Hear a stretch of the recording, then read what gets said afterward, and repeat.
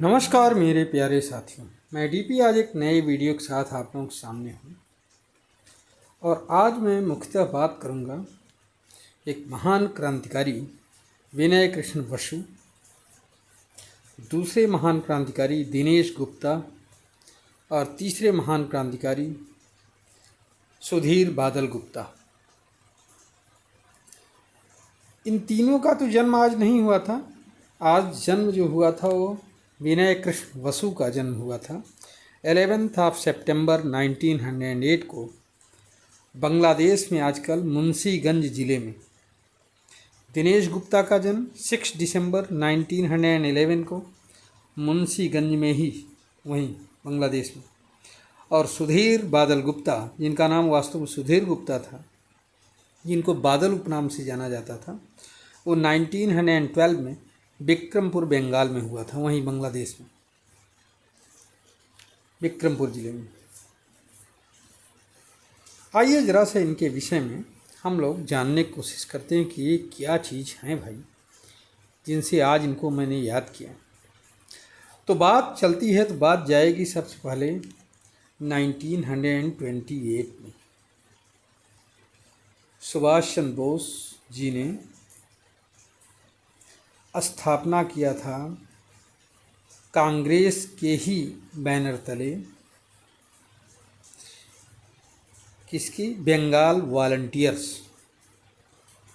किसकी? बंगाल वॉलंटियर्स।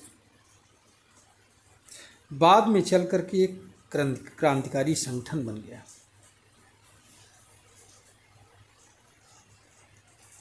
अब हुआ ये कि बंगाल में उन दिनों एक आईजी पुलिस रहा करता था, उसका नाम था सिम्पसन।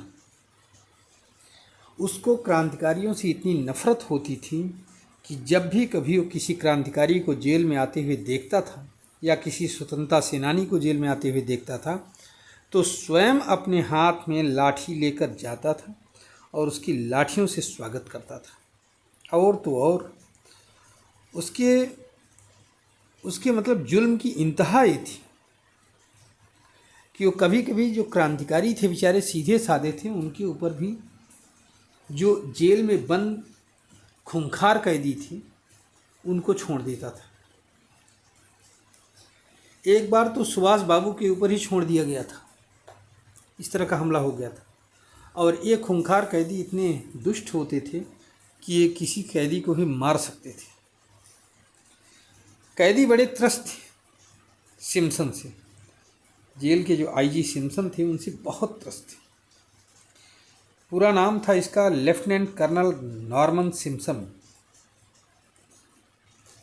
जब त्रस्त हो गए तो बंगाल वॉलंटियर्स ने एक सभा बुलाई अपनी छोटी सी, जिसमें अपने दो कार्यकर्ता दिनेश गुप्ता और सुधीर बादल गुप्ता को उसे मारने के लिए लगाया।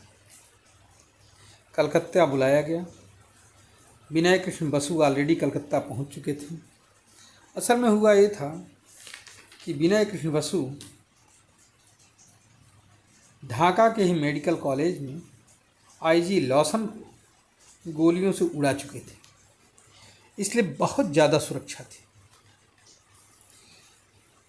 आईजी लॉसन के हत्यारों की तलाश की जा रही थी, लेकिन विनय कृष्ण बसु बचते बचाते पहुंच गए कहाँ? कलकत्ता। नाम याद रखिएगा। अब 3 लोग मिल गए, सुधीर बादल गुप्ता, दिनेश चंद्र गुप्ता एंड विनय कृष्ण बसु। तीनों को ये जिम्मेदारी दी गई। उनको नई नई पतलूनें दी गई, कोट पैंट टाई बाकायदे, और उनको हथियार मुहैया कराया गया। निश्चित हुआ कि 8 दिसंबर को इसको गोली मारी जाएगी। कहाँ मारी जाएगी? राइटर्स बिल्डिंग के अंदर। क्यों? इससे सरकार को एक सबक मिलेगा कि उसके किसी भी अधिकारी को हम कहीं भी उड़ा सकते हैं। क्रांतिकारियों की तरफ से एक सबक सिखाना चाहते थे। अब उनका निर्णय हो गया। हुआ ये कि 8 दिसंबर को 12 बजे दिन के पूरी व्यवस्था चाक चौबंद थी। तीनों ने अपनी अपनी पतलून कोट पैंट टाई लगाई, एक कैब लिया और टैक्सी से पहुंच गया कहाँ, राइटर्स बिल्डिंग। फर्राटेदार तीनों अंग्रेजी बोलते थे, कोई दिक्कत नहीं थी, गोरे एकदम क्लीन से। फोटोग्राफ देख सकते हो जो भी ब्लैक एंड वाइट उपलब्ध हैं। पहुंच गए और सीढ़ियों से चढ़ते हुए वो सीधे जो है गैलरी के दूसरे छोर पर पहुंच गए जहां सिम्पसन का ऑफिस था। सिम्पसन वहां बैठा कुछ लिख रहा था। बाहर उसका चपरासी क्या कहा जाए, हाँ सहायक चपरासी था, फागू सिंह था। अंदर जो है जीसी गुहा उसके सहायक थे, असिस्टेंट थे, वो बैठे हुए थे। सिम्पसन कुछ लिख रहा था। फागू सिंह ने रोका, कहा कि आपने समय लिया है साहब से, अगर समय लिया है तो मिल सकते हैं, नहीं तो नहीं मिलेंगे, आज बहुत बिजी हैं। और आप अपना या तो विजिटिंग कार्ड दे दीजिए या रजिस्टर में नाम लिख दीजिए, मैं साहब को बताता हूँ, अगर साहब कहेंगे तब तो आप अंदर जाइएगा, नहीं तो नहीं। तब तक तीनों तपाक से बोले कि साहब अंदर हैं? तो कहा हाँ हैं। बस इतना सुनना था कि फागू सिंह को दिया धक्का और अंदर घुस गए तीनों लोग। पहुंचते ही अपनी रिवाल्वर तान दिया। अब सिम्पसन करे तो करे क्या करे। गुहा भी एक किनारे हट गए। तड़ातर गोलियां चली और सिम्पसन वहीं ढेर हो गया। ये अपने आप में एक बड़ी विचित्र घटना थी। निकल करके भागे, तब तक आसपास जो है राइटर्स बिल्डिंग से फ़ोन चला गया था। कहाँ पर? बगल में ही पुलिस मुख्यालय था उस पर। और पुलिस मुख्यालय में जो अंग्रेज ऑफिसर थे वो जो है चार्ल्स टेगार पुलिस कमिश्नर थे उस समय। वो जैसे घटना के विषय में सुना, पैदल वहाँ से भागते हुए सीधे राइटर्स बिल्डिंग पहुँच गया और अपने साथ जो रिजर्व पुलिस के बटालियन थे उनको लेकर के आया था। तब तक 10-15 मिनट में सशस्त्र पुलिस ने चारों तरफ से घेर लिया। मरना था ही तीनों को, कोई दो राय नहीं थी, क्योंकि उनके पास एमिनेशन थे निश्चित मात्रा में। जब लगभग गोलियां खत्म हो गई तो बादल के पास तो रहती थी हर समय क्या, वो रहती थी एक साइनाइड की कैप्सूल।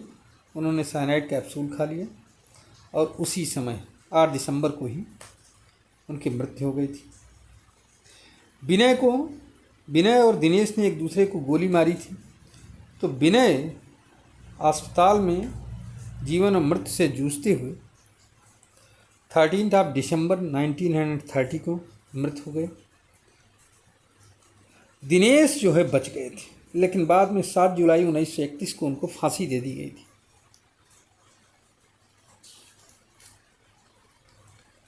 इस तरह से 3 युवा जो मात्र कितने साल के रहे होंगे, 22 साल के, 22-23 साल के थे, उन्होंने अपने देश के लिए अपने जीवन को न्यौछावर कर दिया।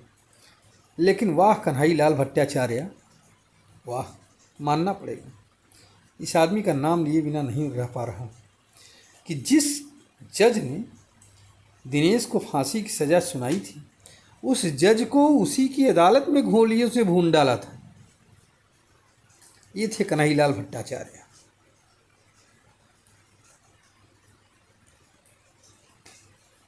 हालांकि क्रांतिकारियों से इतिहास पूरा भरा पड़ा है, लेकिन दुर्भाग्य कि यहाँ क्रांतिकारियों के विषय में नहीं बताया जाता। ये किताब थी इंडिया क्राइड दैट नाइट, किसके द्वारा लिखी गई है? सुप्रतिम सरकार के द्वारा लिखी गई है। कभी इस किताब को मौका लगेगा ज़रूर पढ़ना। और मैंने कंटेंट भी लगभग वहीं से लिया है, बाकी कुछ और कहानियों के रूप में कहीं कहीं से लिया है, और फिर मैंने अपनी कहानी बना करके दिया है आपको समराइज करके। उम्मीद है कि यह आपको पसंद आया होगा कंटेंट। अगर ऐसा है तो आप इसको लाइक करिए, हमारे चैनल को सब्सक्राइब करिए और वीडियो को शेयर करिए। आइए अपने उस महान क्रांतिकारी को पुनः एक बार उसके जन्म दिवस पर बधाइयाँ देते हैं और शहादत को नमन करते हैं।